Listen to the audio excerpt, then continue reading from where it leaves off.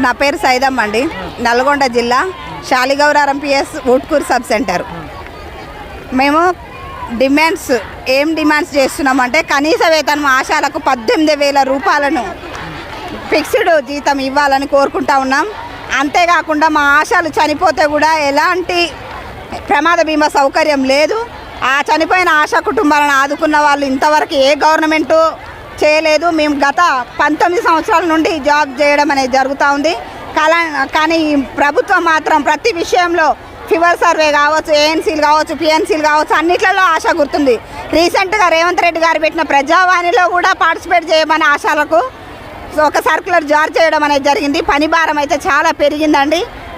టార్గెట్లతో చంపుతున్నారు.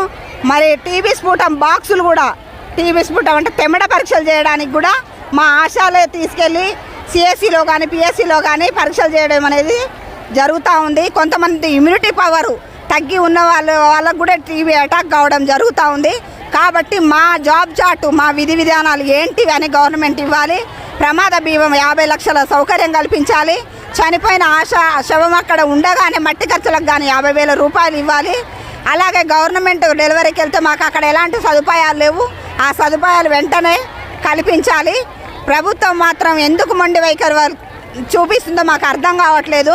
మేనిఫెస్టోలో పెట్టారు 18,000 రూపాయలు ఆశా వర్కర్లకు మా గవర్నమెంట్ వస్తే చేస్తామని ఇదే మన సీఎం గారు చెప్పడం జరిగింది.